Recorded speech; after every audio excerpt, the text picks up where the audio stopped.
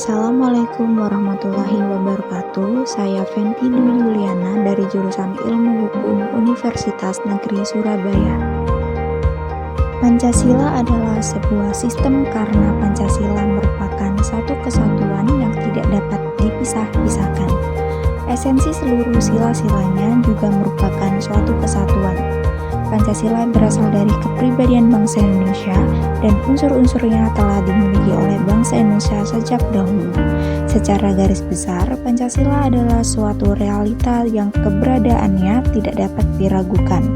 Nilai-nilai Pancasila seperti ketuhanan, kemanusiaan, persatuan, kerakyatan, dan keadilan harus menjadi pedoman dan tolak ukur bagi seluruh kegiatan kemasyarakatan dan kenegaraan bangsa Indonesia. Esensi Pancasila sebagai sistem filsafat.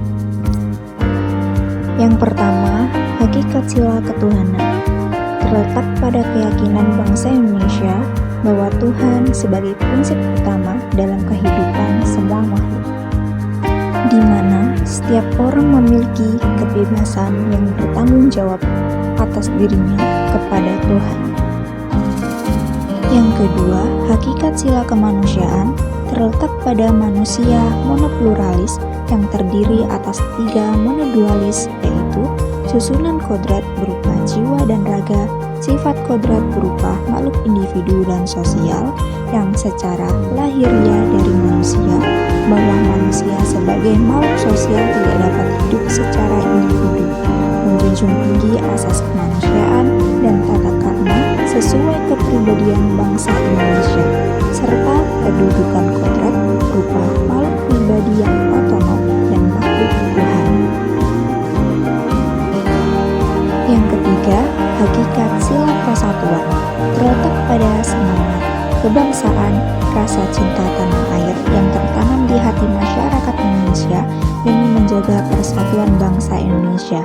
Rasa kebangsaan terwujud dalam bentuk cinta tanah air yang dibedakan ke dalam 3 jenis, yaitu tanah air real, tanah air formal, dan tanah air minta. Tanah air real adalah bumi tempat orang dilahirkan dan dibesarkan, bersuka dan berduka yang dialami secara fisik sehari-hari. Tanah air formal adalah negara bangsa yang berundang-undang dasar. Manusia Indonesia menjadi salah seorang warganya yang membuat undang-undang, menggariskan hukum dan peraturan, menata, mengatur dan memberikan hak serta kewajiban, mengesahkan atau membatalkan, memberikan perlindungan, dan menghukum, memberikan paspor atau surat pengenal lainnya. Tanah air mental bukan bersifat teritorial karena tidak dibatasi oleh ruang dan waktu, melainkan imajinasi yang dibentuk dan dibina oleh ideologi atau seperangkat gagasan vital. Yang keempat, hakikat sila kerakyatan terletak pada prinsip musyawarah, artinya keputusan yang diambil ketika mengenai suatu permasalahan melalui musyawarah mufakat yang disepakati dan dijalankan semua anggota. Bukan membenarkan begitu saja pendapat mayoritas dan mengesampingkan pendapat minoritas, melainkan menghargai semua pendapat yang ada dan mengambil keputusan sebagai jalan terbaik atas permasalahan yang ada.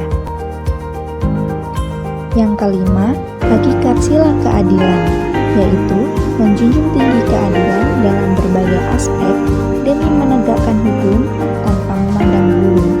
Terwujud dalam 3 aspek, yaitu keadilan distributif, legal, dan komutatif. Keadilan distributif adalah keadilan bersifat membagi dari negara kepada warga negara. Keadilan legal adalah kewajiban warga negara terhadap negara atau dinamakan keadilan bertahap. Dan keadilan komutatif adalah keadilan antara sesama warga negara.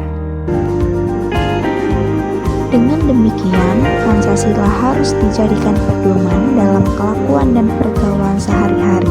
Sebagai pandangan hidup bangsa, maka sewajarnya lah asas-asas Pancasila disampaikan kepada generasi baru melalui pengajaran dan pendidikan. Pancasila menunjukkan terjadinya proses ilmu pengetahuan, validitas, dan hakikat ilmu pengetahuan atau teori ilmu pengetahuan.